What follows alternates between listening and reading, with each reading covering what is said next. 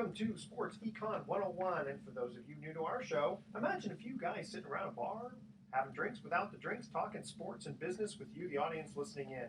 I'm your host, Edward Brown, along with my co-host, well-known sports radio personality Bruce McGowan, and Vern Glenn of CBS affiliate KPIX-TV in San Francisco.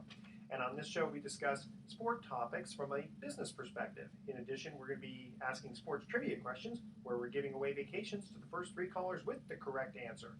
Our phone number is 888-660-4495. Write that number down, 888-660-4495, because you're going to use that number to answer the trivia questions for 3 vacations given away during each commercial break.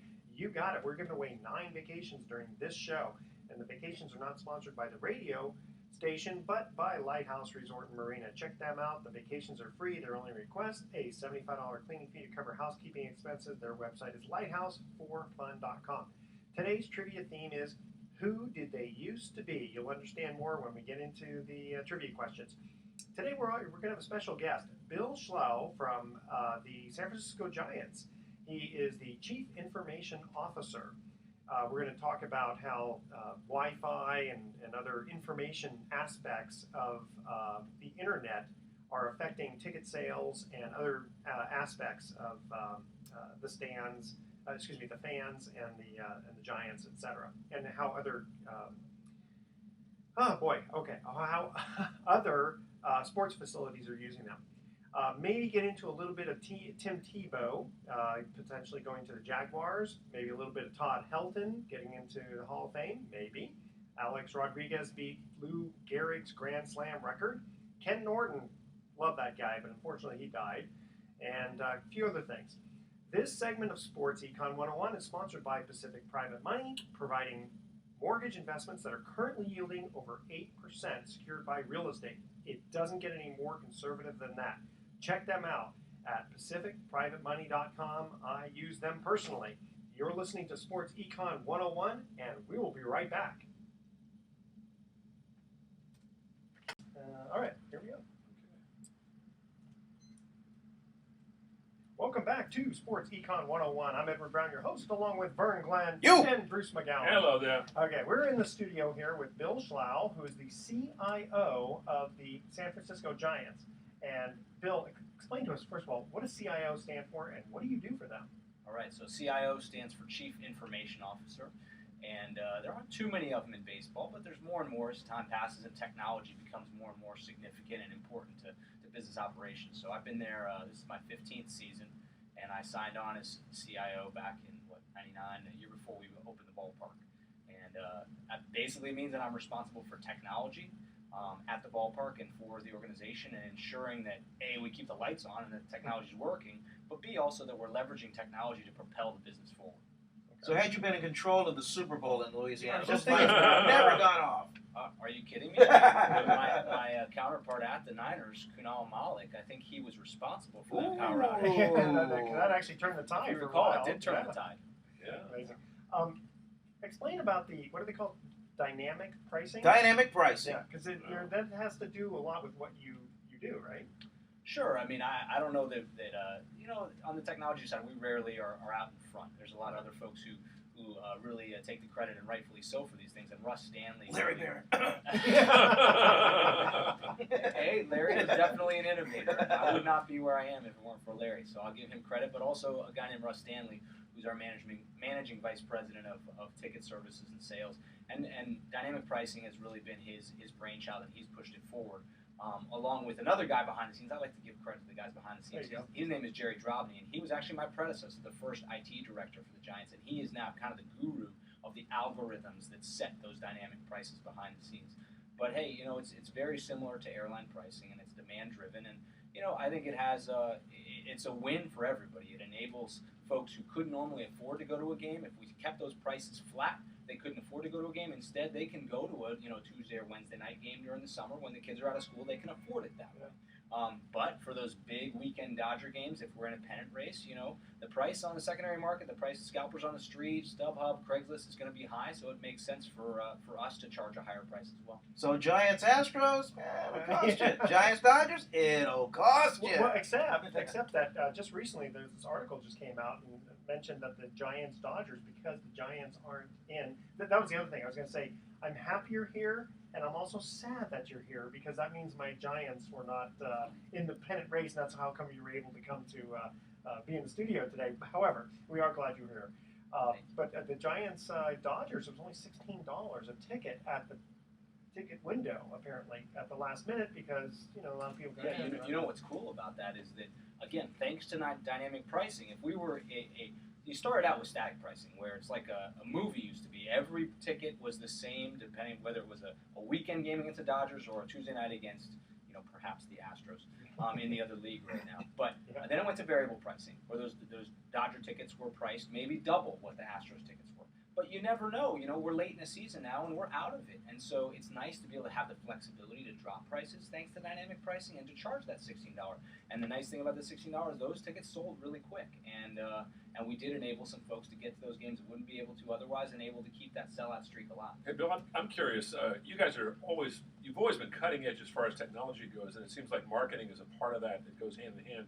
And I know marketing is not your area of expertise, but at the same time, I'm curious, has the team ever done a marketing survey and figured out what's your typical Giants fan? Or is there a typical Giants fan? I mean, age 35, middle class, whatever. You mean like an MO? Yeah, like an MO. I mean, do the Giants have that, or have you ever done that, or done that kind of research? I imagine you have. I'm curious what you've discovered.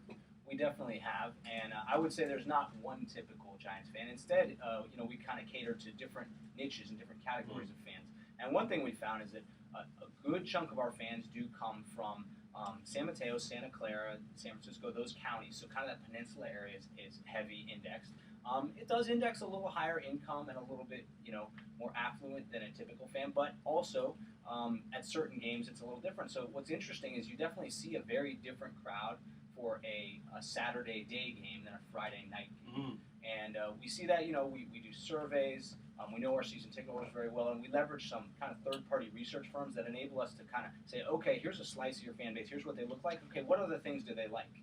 And, in terms of sponsorship sales, we're able to index those fans and say, okay, we'll go to a sponsor like Salesforce and say, Salesforce, you would really want to associate with the Giants because your targets, your decision makers in the executive suite, okay, they hang out at AT&T Park a lot, and actually in certain areas of AT&T Park, maybe on the club level or the field club or the suite level. So we do a lot of that behind the scenes, and I think it makes a big difference. Are you kind of a technical version of Andy Dolich? I would never. It is such a compliment for you to compare me to Andy Dolich because he is, he's one of the first guys out there. That said, hey, the game isn't enough. We got to have other things at this ballpark that's going to keep people's attention.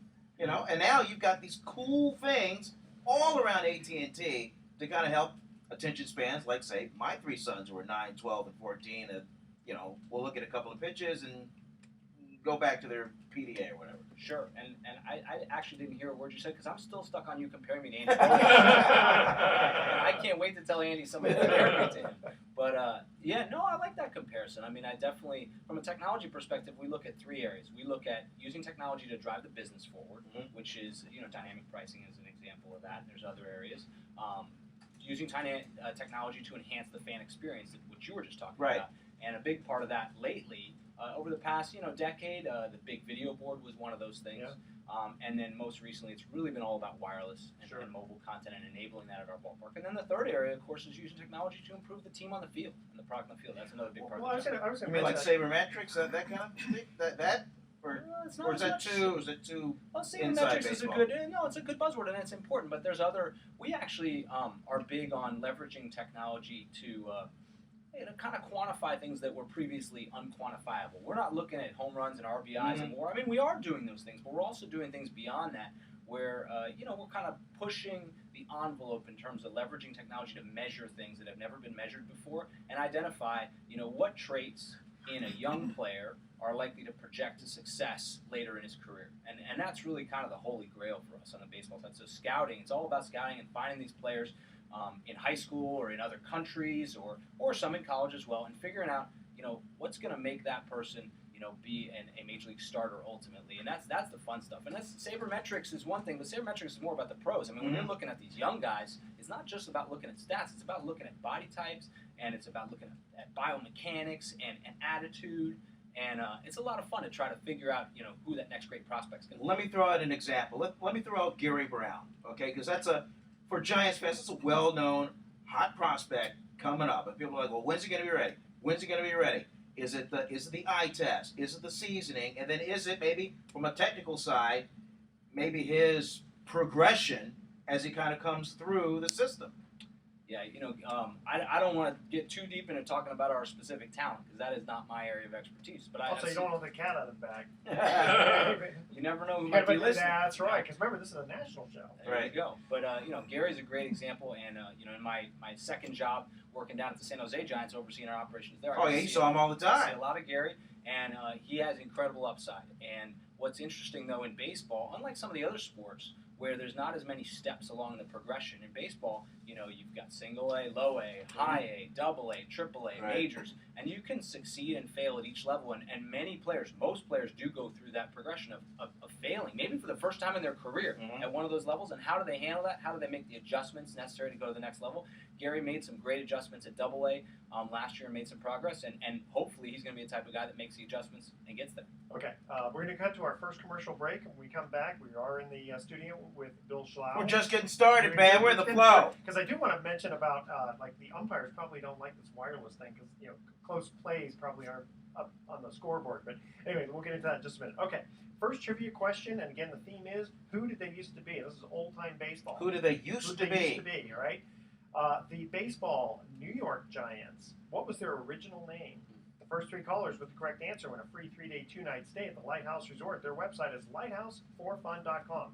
Call 888-660-4495 to answer this question. The original baseball New York Giants, what was their original name? 888-660-4495. Make sure to include your name, your email address. Speak slowly. Spell out your email one letter at a time.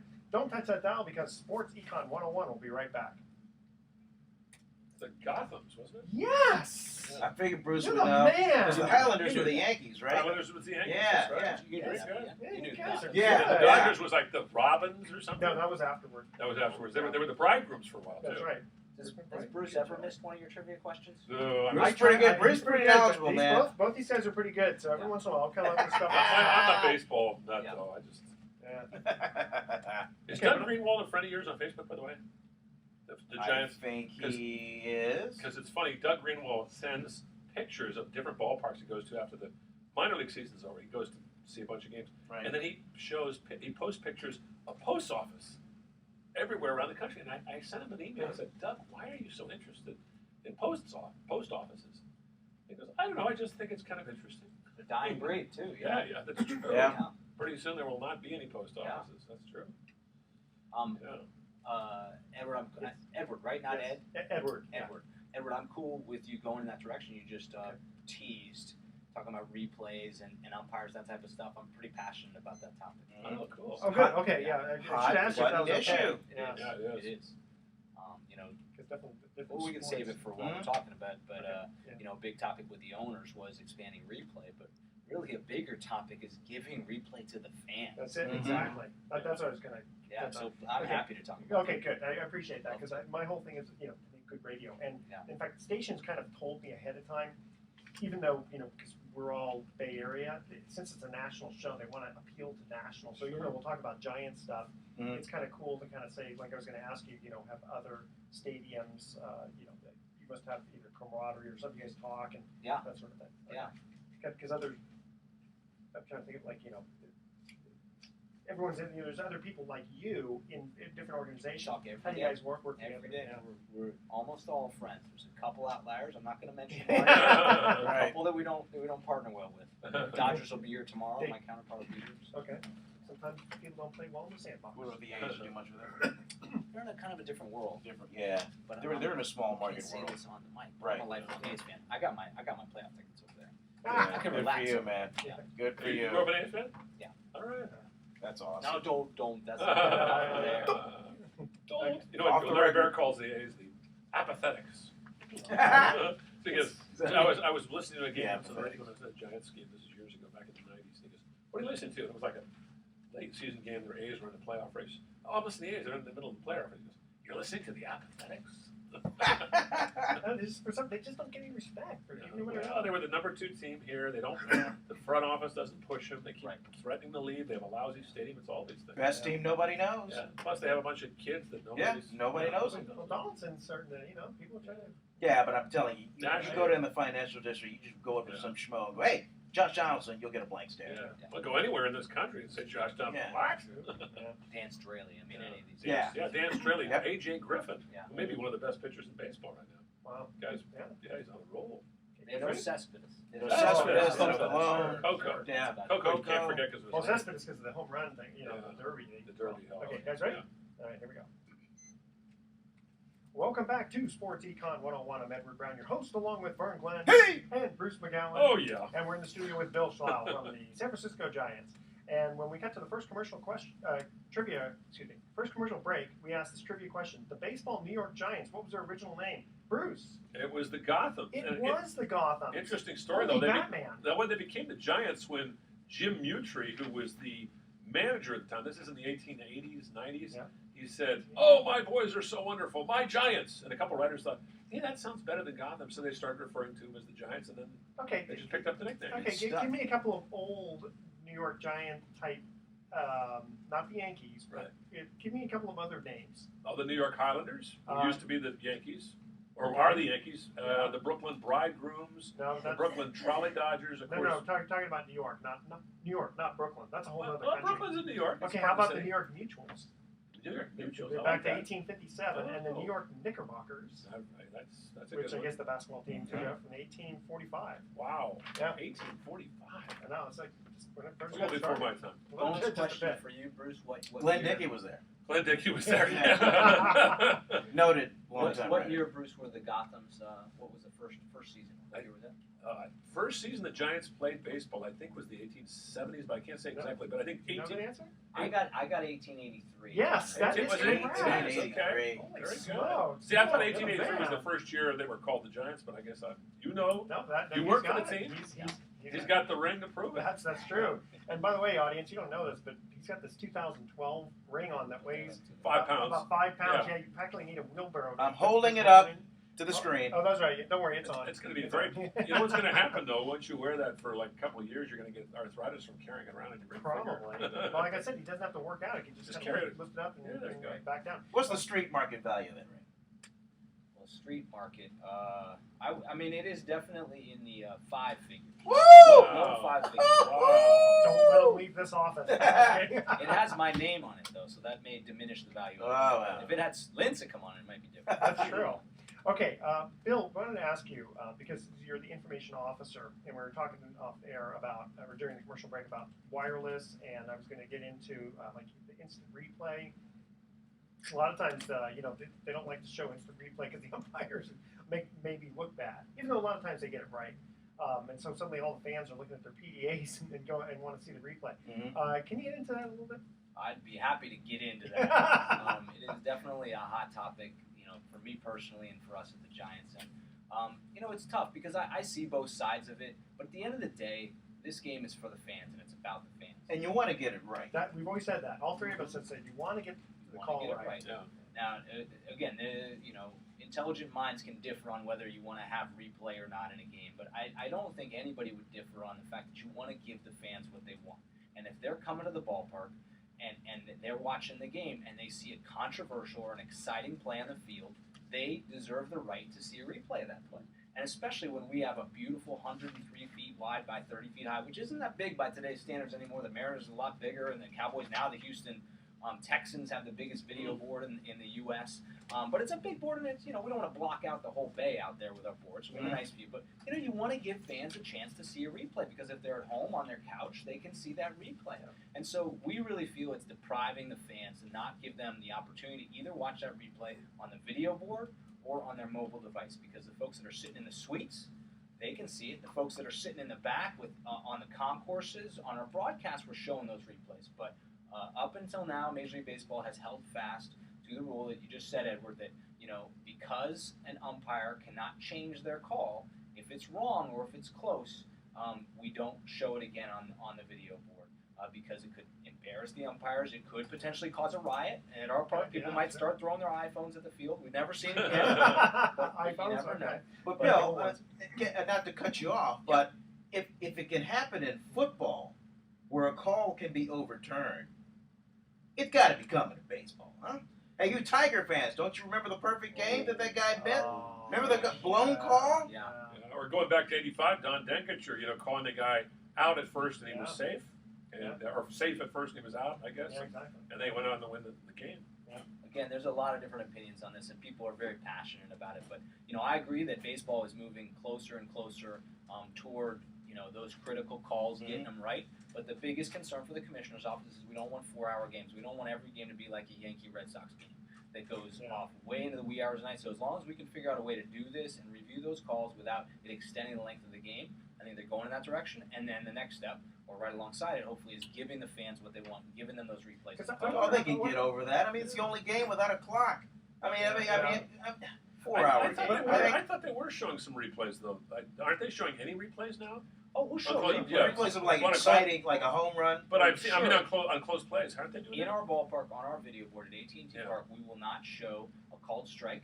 Okay. If it's right down the middle, and we will not show a close play at a base. We just don't do it. Okay. And so there's major league rules around that. But again, I think we're hopefully moving in a direction that we can enable that. And if we can't do it on the big board, let's at least get those replays in a very timely fashion to people's mobile devices so they can pull them up right away. Yeah, because I wonder how many people don't go to games because they say, you know what, I can just enjoy it more at home when I can see the replays. I mean, I know it happens a lot more probably in football, but still, you got to, from your guys' standpoint, you want to bring people to the game. Absolutely. And so stuff like having wireless where people are wanting to check their, listen, unfortunately, no matter how much of a baseball fan you are, if you're a businessman and it's between innings, you want to check your email and that sort of thing. So you want to have that wireless. But even more than that, I mean, it's about checking your email. It's about if you're a mom and dad, you got a babysitter at home. It's about being able to be in touch about your kids. But, what's really fun, and, maybe this is, not the right direction to go in, but we acknowledge that during the NFL season, NFL is king. I mean, baseball is great, but when we're not in a pennant race and we're kind of playing out the string and the Niners are playing, there's high hopes, NFL is king. So on a Sunday, and football Sunday, you got all these games going on across the league. Where would you rather be than at the world's biggest sports bar with a sporting event going on right in front of you? And so that's AT&T Park. When we have games on Sundays in the NFL season, there's no better place to be because we got the TVs watching our Giants game, but also watching NFL games, and everybody's wireless devices are working, and most of them are turned to football because they want to follow their fantasy team.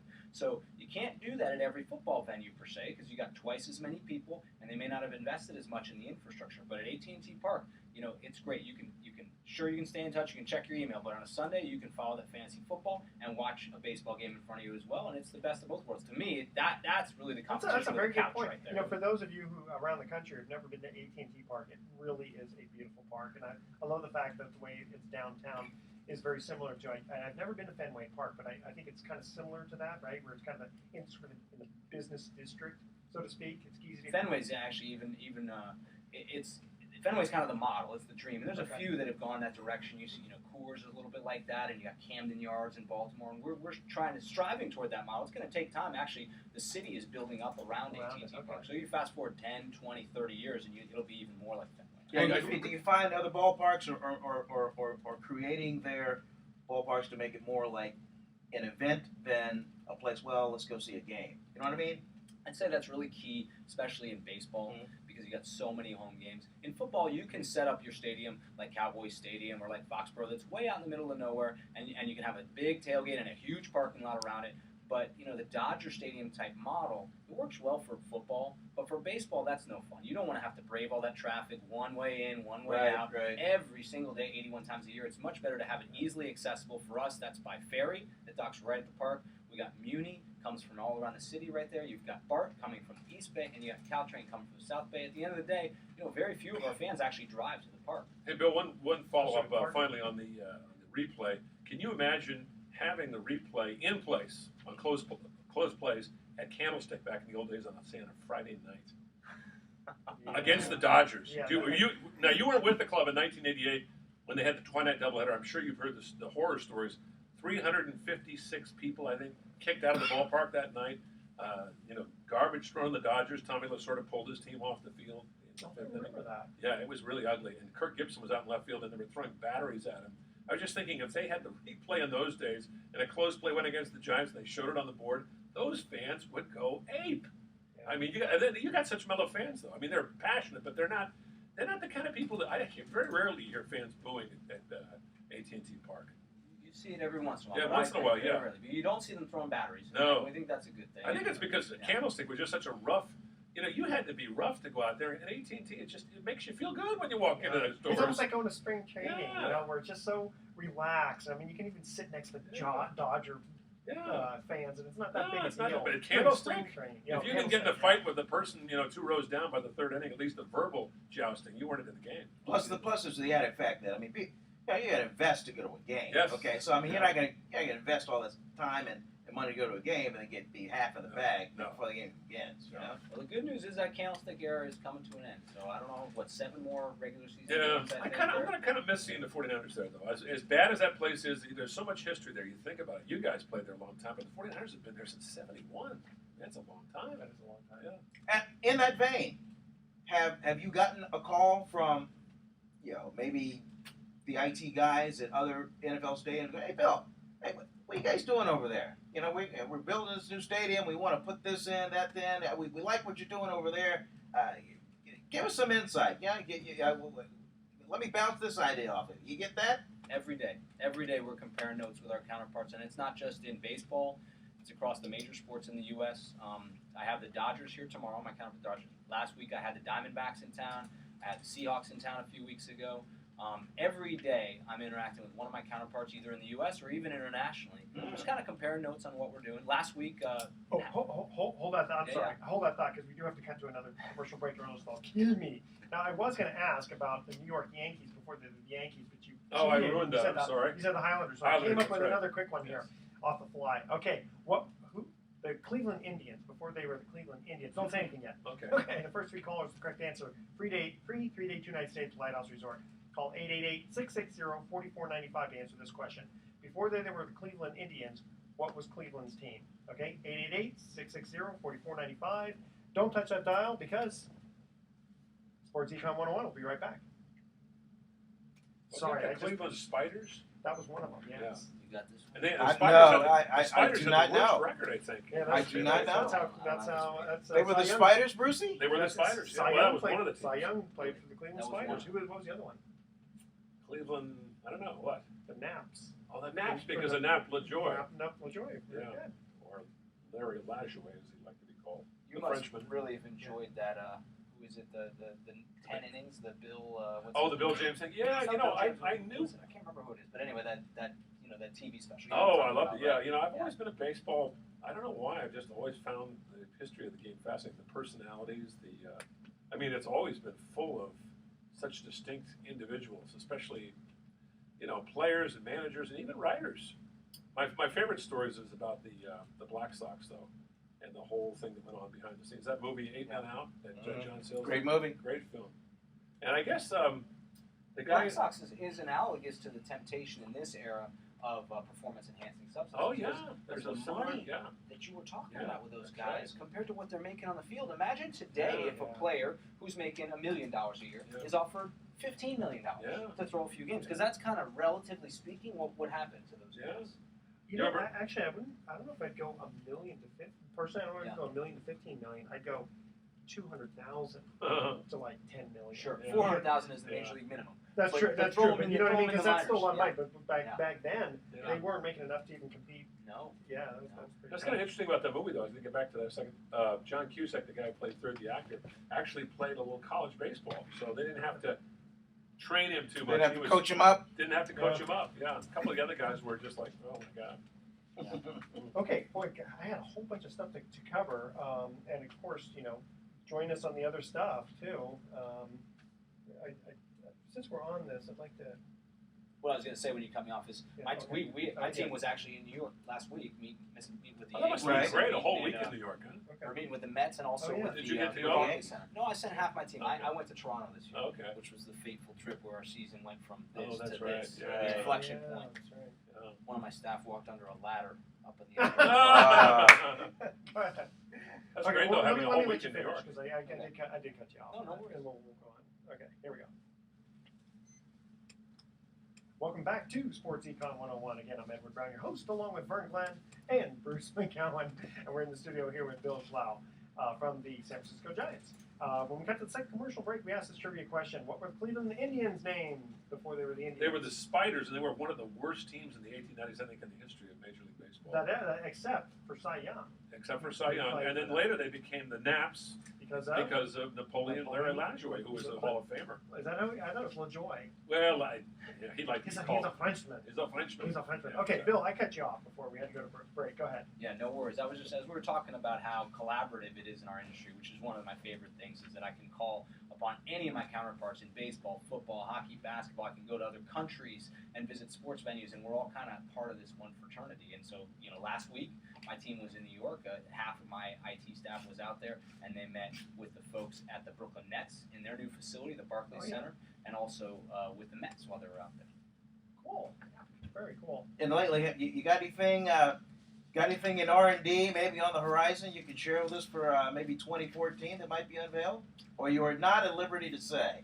Well, I don't like to break anything quite yet. I mean, we're still in. We got a breaking news right here. Yeah, on Sports Econ 101. A little sounder for that. So, I'd say, for us, the focus continues to be in kind of this mobile and wireless space, and because that's what the fans want, and they're bringing these devices more and more, and we're trying to give them what they want in the park. So that has been the focus past several years, and I think you'll continue to see more of that. And it wireless, everything that you're doing, it changes the way we cover games too on the TV side as well, as far as getting information out. Okay, change the subject for just a minute here, but we're still on baseball. I want to talk about pitchers who kind of get a little bit, let's say, losing their steam as starters and then thrown into the bullpen, right? I mean, I guess Dennis Eckersley did that, right? And they've been talking here about Felix Fermin because he had a huge ERA. In fact, even Mariano Rivera. He was a starter. Was a starter. That's right. Now that we have The Bill Sandman. here, that's right, Sandman. Now we have Bill here. I have to ask him, why don't they do the same thing with Lincecum? He proved himself as a reliever in the World playoffs, Series. in the World Series, in the playoffs. He seems to be losing it. Yeah, but who wants to be a middle reliever? Come on. Yeah, but it's not up to him. It's up to I know, but Bochy and he can't make ups. any money doing that. But he's Middle relievers are the money. lowest paid. Middle relievers are the lowest paid of the group. Javier Lopez, he's going to make some good Yeah, money. he does, but not. I felt it okay. Yeah, but they're not Yeah, making yeah. they're not making the big bucks that a starter makes though. Yeah, but you got to take one for the team. Listen, Okay. In a perfect world, yeah. Okay, but- like I said, put me in. I can throw in the high sixes. I like your idea, but why should Lincecum do that? I mean, It's not up to I'm him. usurping Bill's answer here. I'm sorry, Bill. No, I mean, I would say that, a starting pitcher is really highly valuable to a team. And the middle relievers, there's just probably a little bit more supply of middle relievers, folks who can come in and pitch a few innings effectively, as opposed to somebody who can come in and throw 100 to 120, or Lincecum, what was it, 150 something? This Crazy. Yep. during his no-hitter.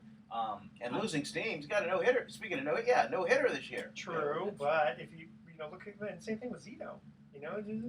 Okay, well, Listen, I'm a fan. I get to say these things. I don't want to talk specifically to Zito, but you've got to come in and you got to be on your game for a few innings. So a starter who's a good candidate to transition is someone who, like you said, loses steam over the course of the game. And I shouldn't be talking. I mean, we're talking a little out of school here because I'm the tech guy. Remember, not the baseball. I understand. But I would Where's say Sabian?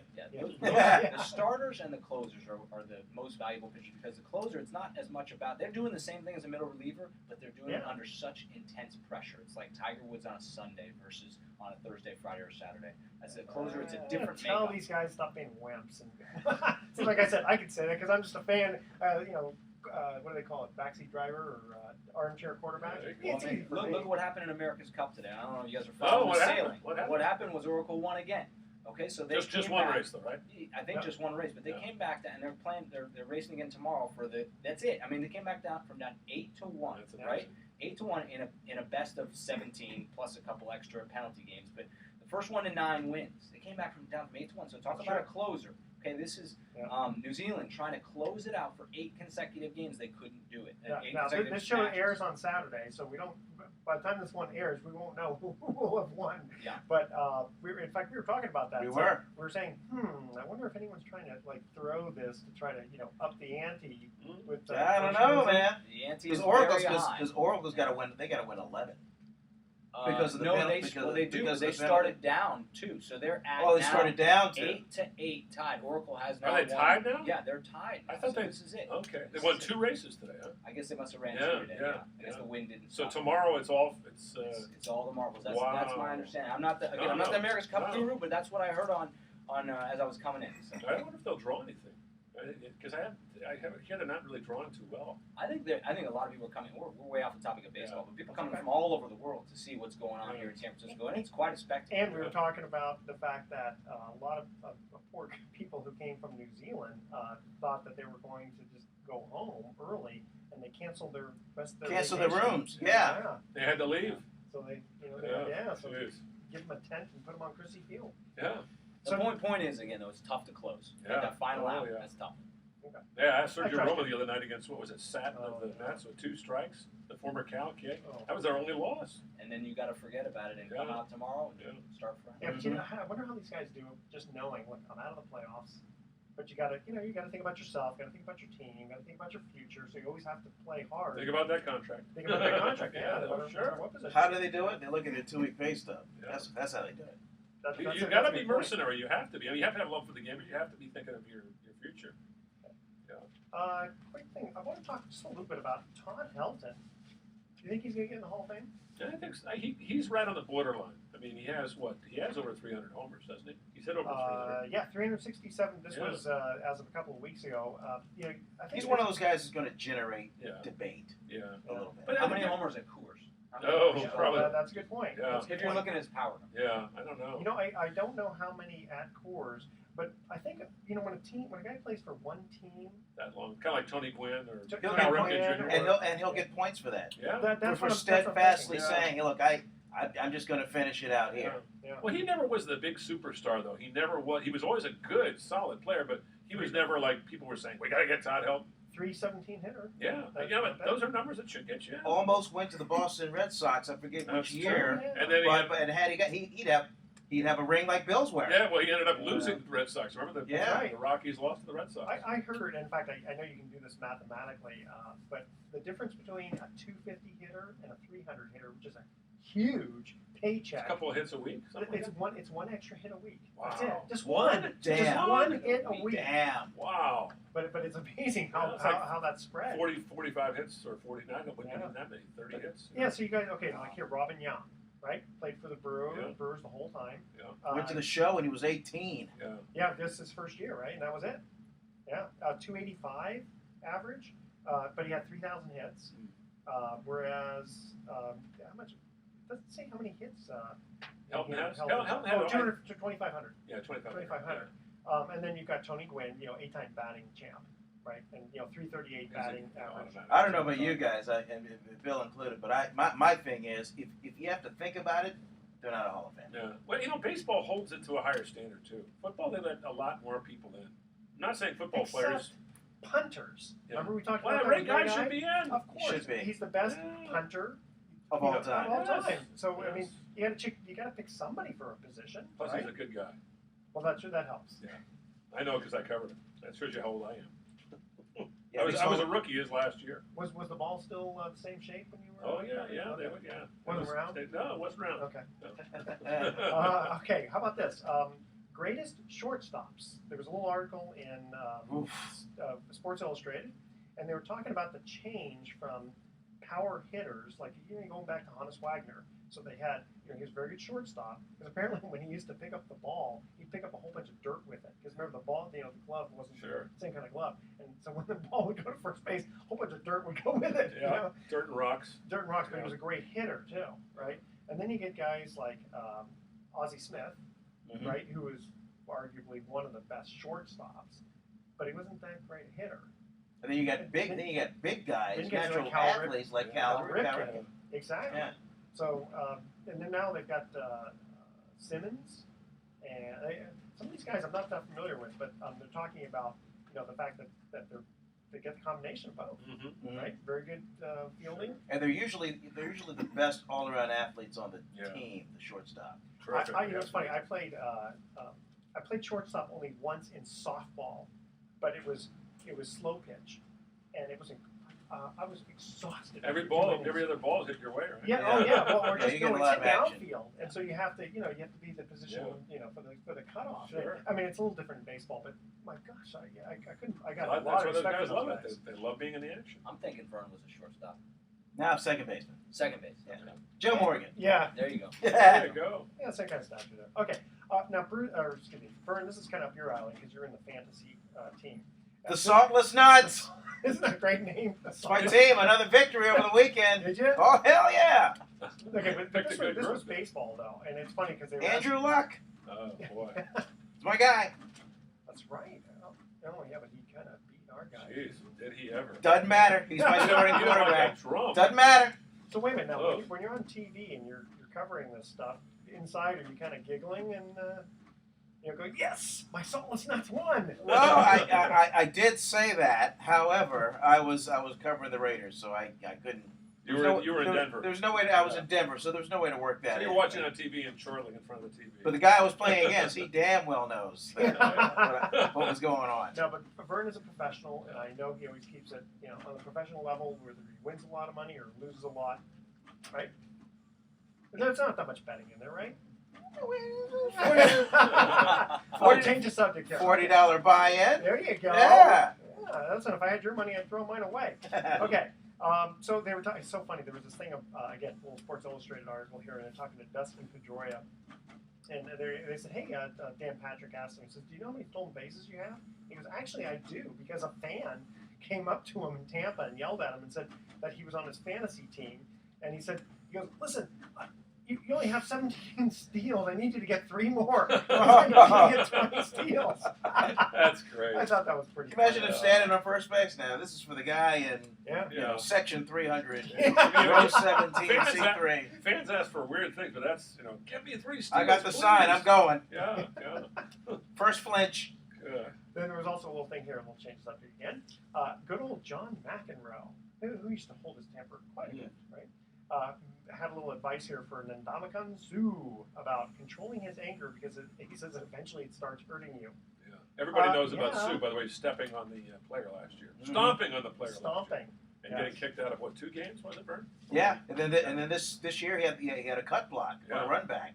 And then What what that? was his comment after that? He made some little snide remark about how people are taking shots at him. I can't remember what he referred to them as weasels or something. Well, I wonder how many guys can get away with stuff against him Yeah. for that reason, because they know It's that interesting, he too, tries because to. he's a very engaging, bright guy. I'm sure he gets cut block Yeah. all the time, though. Yeah.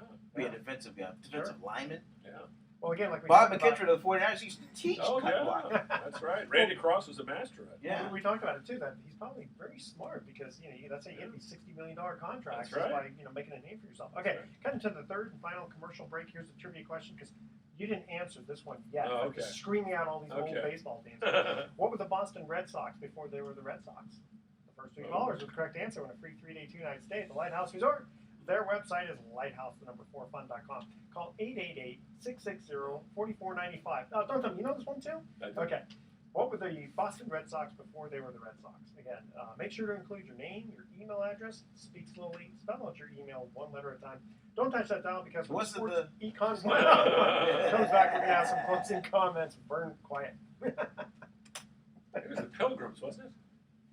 Actually, Wasn't there a Stockings this is in there? before The Red Stockings, I think, was the Cincinnati Reds? Were those the Red Sox? It was. Okay, before the Red Sox, technically you're right, the Boston Pilgrims, that's again with Cy Young. You got to go before that. Pilgrim. Oh, geez. Before the Before the Pilgrims. Pilgrims. Before the Wow. Pilgrims. Before they landed. Before they Yeah. landed. The Boston Back Bays. Speaking of Pilgrims, has anybody seen the pilot of the Fox show Sleepy Hollow? No. Not yet. That Is that good? That's you good? got to pull that up on demand. Pilot. Is it really good? Yeah. It Because every time they've made that thing, it's been horrible. It takes place in present day Sleepy Hollow, Oh. and what happens Oh, we're right is over here near Santa. no, not that part of Sleepy. But We have a neighborhood called Sleepy Hollow. We got Happy Hollow down San Jose. Oh, do you? So, yeah, Okay. they're not sleepy. but get this. Somehow, Ichabod Crane has been preserved through some witch's spell or whatever. He's been preserved, and he comes to life in this cave in Sleepy Hollow, and he somehow has to protect the head of the headless horseman, who also comes back as the spirit, and so the headless horseman comes back, just wreaking havoc everywhere, and he and then 3 other demons are supposed to be the 4 horsemen of the apocalypse. Oh my God! But the way it's shot and produced is unbelievable. It's unbelievable. That sounds wild.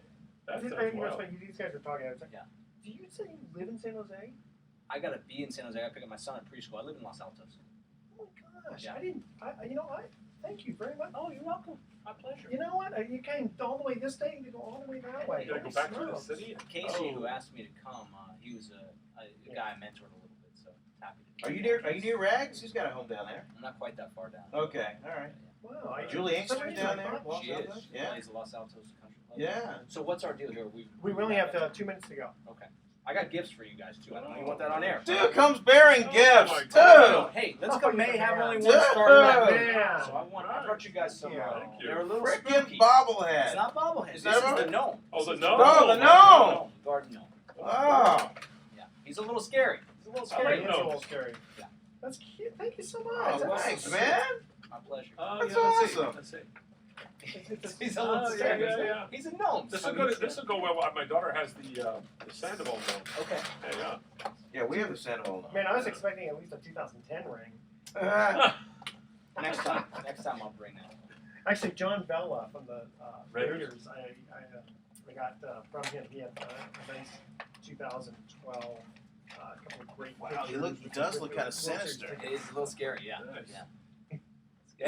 And you don't want to put that on your Yeah, chest. that's Don't wake up to that one.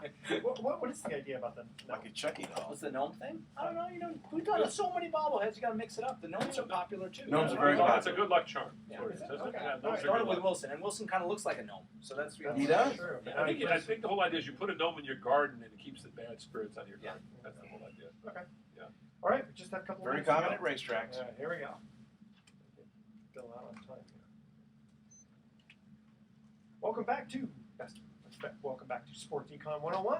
I'm Edward Brown, your host, along with Vern Glenn and Bruce McGowan. The best of sports econ. The best of Sports Econ That's 101. what Is that what you were about to say? The best Yeah. of sports econ? Yeah, that's what I was going to say. We'll save that for the holidays. Yeah. Okay. And we're also in the studio here with Bill Schlough from the San Francisco Giants. He's the Chief Information Officer. Okay, when we cut to the third and final commercial break, we asked this trivia question. What were the Boston Red Sox before they were the Red Sox? Now, first you said The Pilgrims. the Pilgrims. That's true. But what were they before that? The Bean Eaters. Before that. Very good. Wow. The Bean Eaters. Man. The Chutneys. I don't know. The Boston Americans. Boston, Boston Americans. Yeah. That's Didn't know that one, huh? That's kind of, I don't know.